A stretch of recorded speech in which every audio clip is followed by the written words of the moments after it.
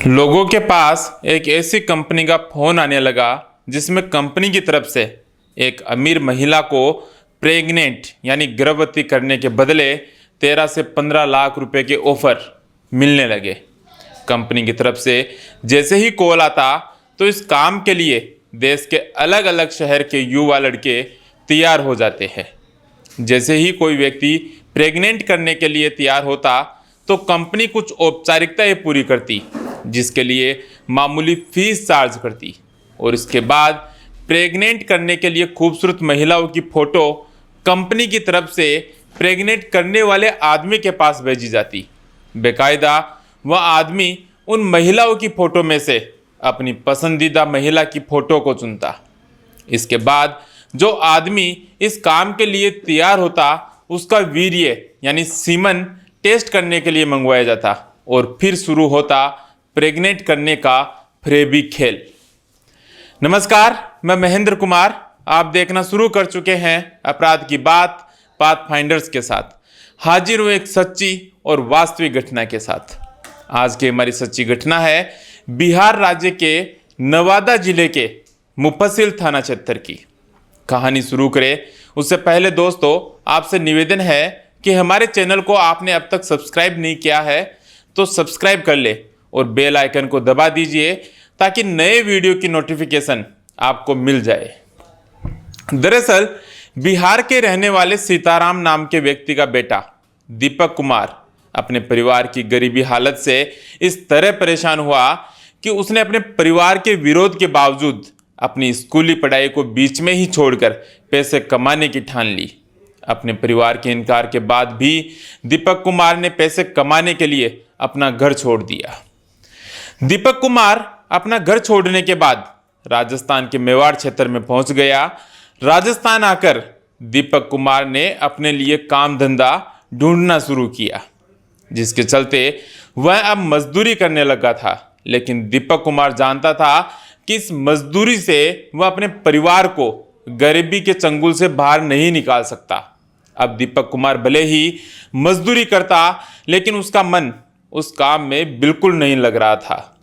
जब दीपक कुमार के पास अपने परिवार वालों के फोन आते तो वह उनको बताता कि वह एक फैक्ट्री में काम करता है जहां उसको अच्छी तनख्वाह मिलती है, जबकि वास्तव में दीपक कुमार को मजदूरी करने से बहुत कम आमदनी होती थी। अब दीपक कुमार को ऐसे काम की तलाश थी जिससे कम समय में ज़्यादा पैसा कमाया जा सके, जिसके चलते उसने राजस्थान में ही मेवाड़ क्षेत्र के साइबर ठगों से संपर्क किया। इन ठगों को दीपक कुमार ने अपनी सारी कहानी बताई और उनसे ट्रेनिंग लेने की सोच ली। लेकिन साइबर ठग ट्रेनिंग देने के लिए काफ़ी ज़्यादा फीस मांग रहे थे, लेकिन दीपक कुमार की पैसे कमाने की भूख के चलते वो फीस देने के लिए तैयार हो जाता है।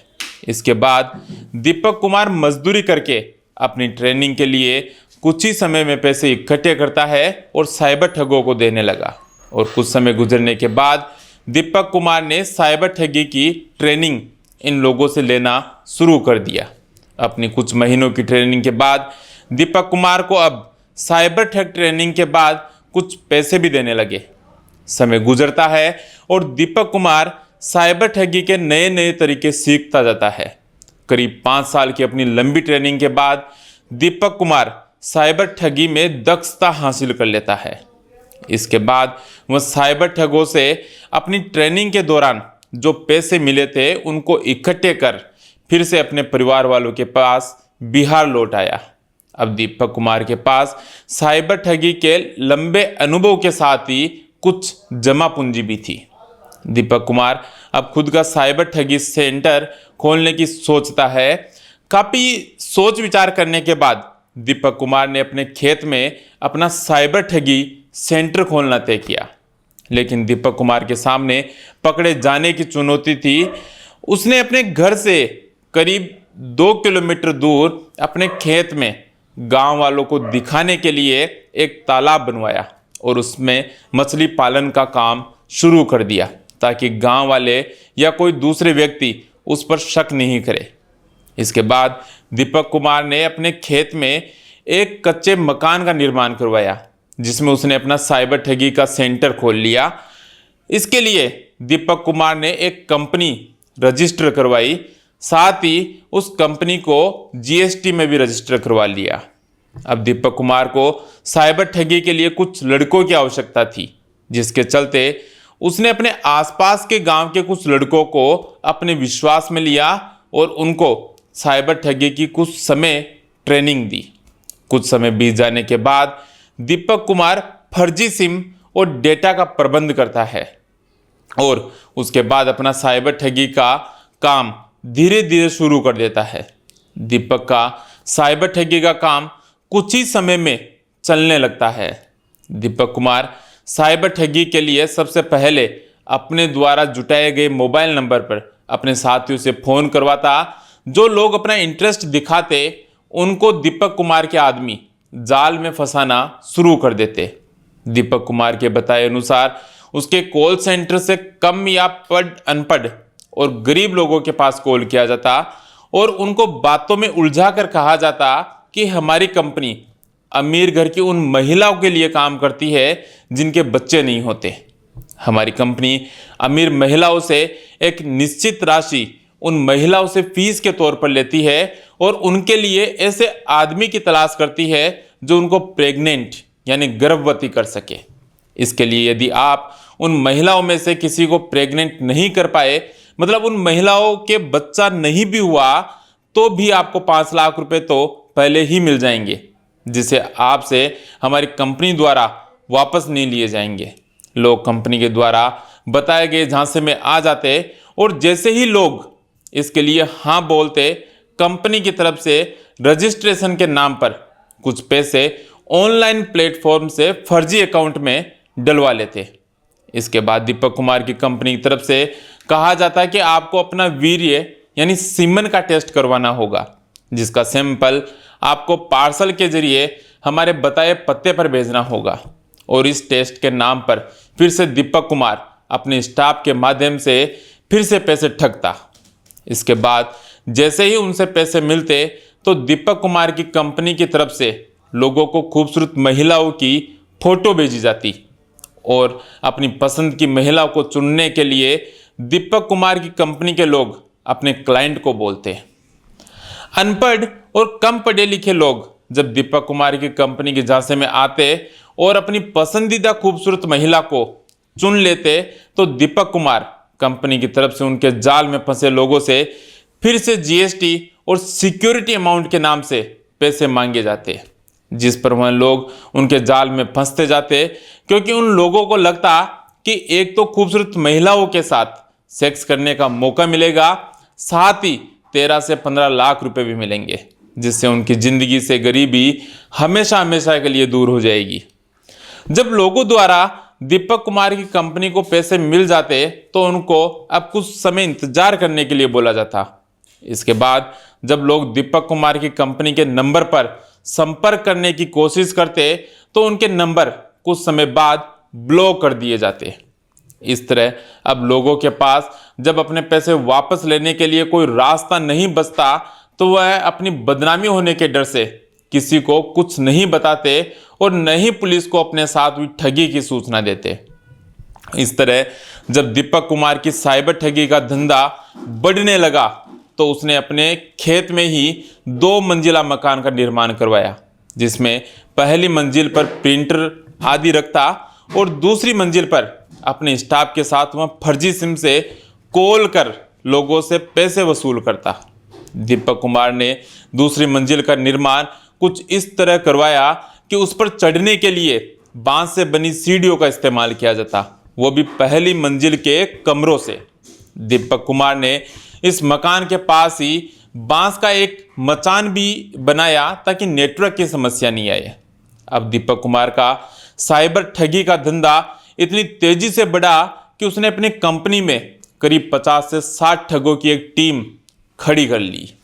दीपक कुमार अपनी टीम के हर सदस्यों को ठगी गई राशि में से 30% हिस्सा देता, जबकि 70% वह खुद रखता, जिनमें से कुछ हिस्सा उन लोगों को देता जिनके बैंक खाते में वह पैसा डलवाने के लिए किराए पर लेता था। इसके बाद जो पैसा बचता था उसको दीपक कुमार खुद रख लेता था।